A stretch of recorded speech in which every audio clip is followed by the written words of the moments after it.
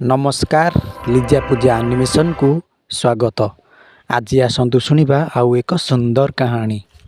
गोटे जंगल एक सिंह रहुला। तार अति घनिष्ठ सांग थिला बाघ बिलुआ और शागुणा। दिने महाराज सिंह सांग मान सहित बनस्तर बुलु बुलु किछि दूर गोटे ओट आसुथिबार देखिपारी तार सांग बिलुआ को कहला, अरे बिलुआ, ए जो ओट आसुछि जना जाउछि को मालिकर पोषा ओट बोधे। शागुणा सिंहर कथा शुणु शुणु कहला, हाँ सिंह भाई, एटा पूरा पोषाटे, यार मांस बहुत ताजा थिबो, याकू मारी खाइले बहुत मजा हेब। शागुणा मुहरु एकथा शुणी सिंह कहला, मूर्ख, ए जे आमर अतिथि, तेणु से भली हीन बुद्धि करवा ठीक नुहे। बिलुआ ओटकू देखी सिंह राजा कहला, तुमको मु केबे ए जंगल भितर देखि नथिली, हठात आज केमिति चली आसिल।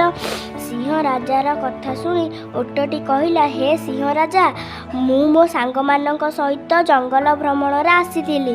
सांग माने समस्त चली जिबारु मु रास्ता न पाई एणे तेणे बुलुछि।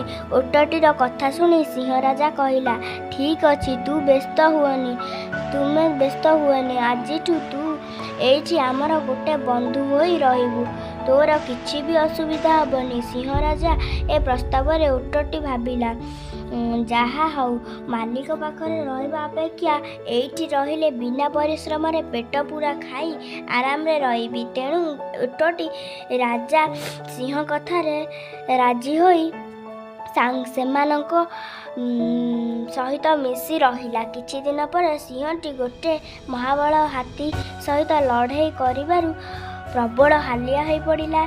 तेणु शिकार करबाकू तार बल पाउनथिला। सिंह तार साथी मानकू पाखकू डाकी कहला, हे साथी माने, मते बहुत भूख लागुची, नहेले मु मरी जीवी। बिलुआ सिंहर कथा शुणी समस्त शिकार आनिबा पाई जंगल भितरकू चलीगले। सिंहटी निज गुफा भितर रही साथी मानक आसीबा बाटकू फेरी रही थाए। किछि समय पर समस्त साथी खाली हाथरे आसिले। शागुणा कहला, हे सांग, मु किछि पाइलेनी, तेणु मते मारी मोर मांस खाई तमे बंची जाम।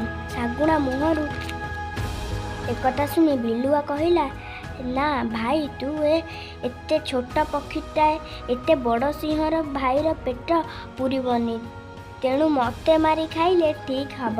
बिलुआ मुहरु एकथा शुणी बाघ कहला, ना ना ना, मु थाऊ तमे माने काहींकी मरिब, बरं मते मारी नेले सिंह भाईर पेटटा पूरा पूरीजिब। समस्ते एमिति कहबारु बिचरा ओटटी मध्य बाध्य होई सांग प्रति समवेदना जणाई कहला, ना भाई, बरं मते मारी दियो, सिंह भाईर भोजन खूब संतोषजनक हेबो। ओट मुहरु ए कथा पदे बाहरु बाघ पाटिरु नाळ गड़िला। से आउ काल विलंब न करी ओटटी को झुणी मारिदेला। तापर समस्ते मिसी ओटटीर मांस को खाई चलिले। बिचरा ओटटी ता साथी मानकर चाल को न बुझी पारिबारु निज जीवन देला। समाप्त।